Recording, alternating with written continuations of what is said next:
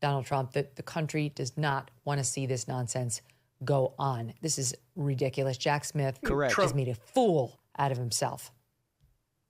If there's any way to prove that these cases seem to be politically motivated to stop Trump from becoming president again, when he's elected and they all just go, we tried, close the case, that's a pretty good indicator that they didn't really mean what they said in all of this stuff. And, Head of the special counsel, Jack Smith, has dropped all federal charges against Donald Trump, or at least he's moved to. They still need to be approved by a judge. But Jack Smith, the guy who was appointed by AG Merrick Garland, who he himself has ignored congressional subpoenas and, in my opinion, should be sitting in prison for ignoring those congressional subpoenas, appointed Jack Smith, who, in a lot of people's opinions, got that position simply to go after Trump. It was the Biden administration essentially going after his political opponents. But now that Donald Trump has won the 2024 election and will be president in the next term,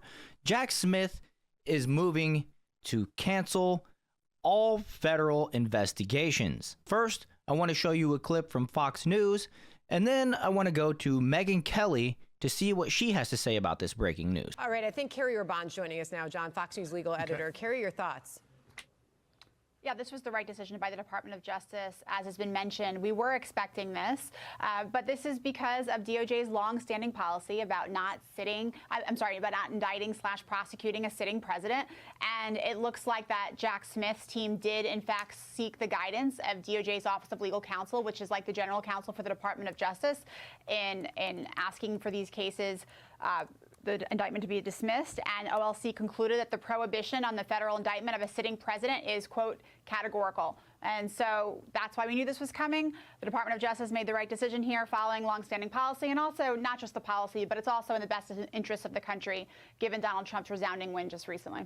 You know, Carrie, we knew that this was going to happen, so it's no surprise, but it is rather interesting to note that after all of this money that was spent, out of all of this time that was spent, all of the prosecutors and the attorneys that Smith had working for his office on these two cases, that it just gets summarily dropped because of two things: the Supreme Court decision about immunity and the fact that a majority of Americans, more than 76 million, said they like Donald Trump. They don't care what he's accused of doing. They wanted him to be president.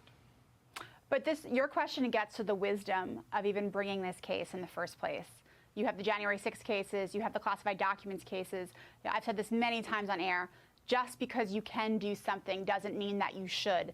And there are all kinds of things that a prosecutor weighs. There are all kinds of things that an attorney general weighs. It's a lot more gray than people realize. Yes, you balance the law, but you also balance what is fair, and you also balance what is good for the health of a nation.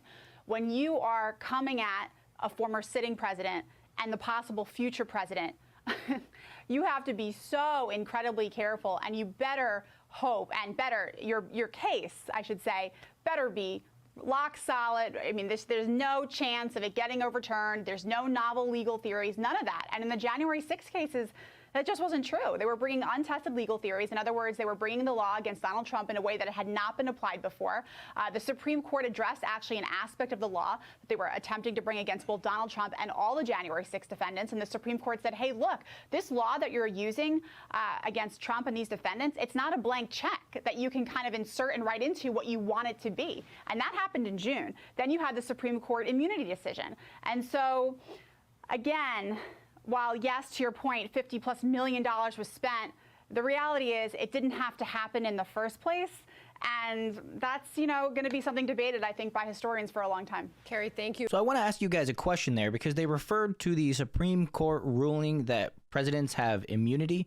But I thought it has always been in the books that you can't, bring charges against a sitting president. Like, they first have to be impeached, and then you can bring charges or whatever. So, I'm sure there's some kind of distinction there with that recent Supreme Court ruling, but I don't know. I just have to wonder if they're invoking that recent Supreme Court ruling just because Fox News kind of seems to like to repeat the liberal woke talking points. I mean, I don't know. Maybe I'm wrong. Maybe I'm way off base, but I just feel like it seems like I remember a long time ago that you even before this last ruling from the Supreme Court, that you can't bring charges against a sitting president unless they're impeached by Congress first or whatever. So impeached by Congress in the House or whatever, I think both. So before we listen to what Megyn Kelly has to say about this, let me show you this article. Special Counsel Smith seeks to dismiss January 6 charges and classified records case against Trump. Trump says lawfare against him was a political hijacking, but says he persevered against all odds and won. So it's not just the January 6th case. Special Counsel Jack Smith is asking a judge to drop all charges against President-elect Donald Trump stemming from Smith's investigation into the January 6th U.S. Capitol breach, Fox News Digital has learned. Judge Tanya Chutkan will need to approve the request before the case is dismissed. Smith also filed a motion to drop his appeal in his classified records case against Trump, a case that was tossed in July by federal judge Eileen Cannon. Cannon ruled Smith was unlawfully appointed as special counsel. Like I said in the beginning, Merrick Garland, who is a criminal in my opinion for ignoring a congressional subpoena, is the one who illegally or unlawfully appointed Jack Smith as the special counsel, which, in my opinion, I think the next special counsel should be headed up by Matt Gaetz. What do you guys think about that, considering the fact that he has basically withdrawn from the rest of his term in the 118th Congress and also his term in the 119th Congress? But okay, let's go ahead and have a look over here at what Megyn Kelly has to say about it. Just breaking. Special Counsel Jack Smith moves to dismiss election interference case against Trump. He's dumping the J6 case. But he has asked the court for time to assess the unprecedented circumstances of pending criminal cases against the incoming president.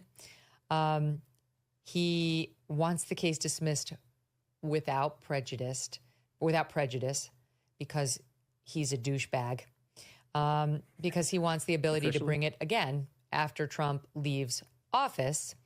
And now they're pointing out in the media, that this actually leaves open the possibility that Trump could pardon himself to foreclose the possibility of legal jeopardy in the future. Please do it. Do it. Donald Trump, the country does not want to see this nonsense go on. This is ridiculous. Jack Smith has made a fool out of himself.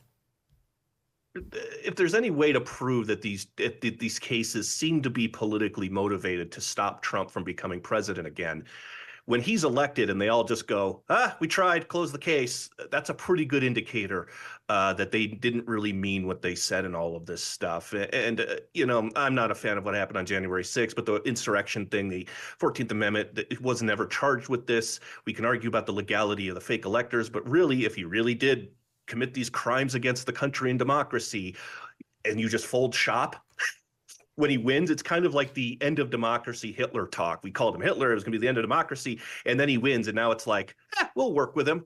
Let's go have lunch with him. The way, and this was another thing about talking about getting back to normal. Joe Biden's Justice Department, led by Merrick Garland, who was Obama's Supreme Court nominee, who never sat on the court because of Donald Trump. Of course, these were weaponized investigations, and it had never been done in the history of our country. And if you recall, back when Obama was elected, they asked Obama, are you going to go after Cheney and Wolfowitz for Abu Ghraib and war crimes? And he just said, no, we're going to move forward because it's what's best for the country. When they asked Trump about Hillary Clinton in 2016, he kind of did I was just shitting. I'm not going to charge. I'm not going to lock her up, whatever.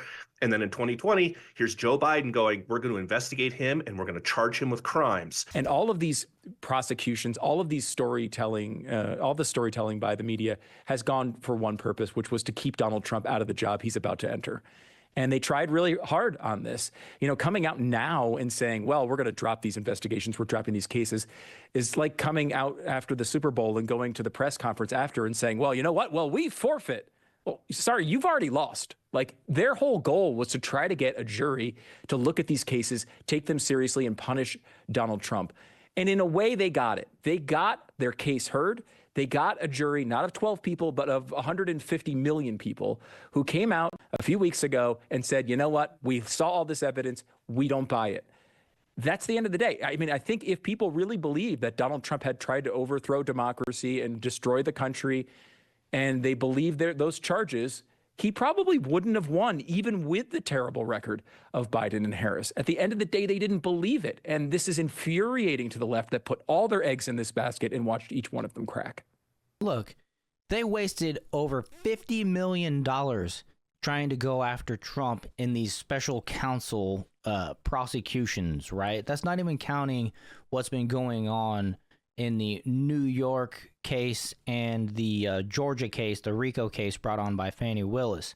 And so a complete waste of money. And when you combine that with the, I think it was $32 million they spent on the Russian collusion special counsel in 2017, 2018, investigating the Russian collusion with Robert Mueller. I mean, we're talking about nearly $100 million of government just wasting money going after Trump. Yours and my tax dollars trying to investigate a president that you and I elected twice, right? And it's complete nonsense. These people need to get to work and start working for the American people and stop working for themselves and stop working against their political opponents. It's complete bullcrap. And if you agree with that, you are in the right place.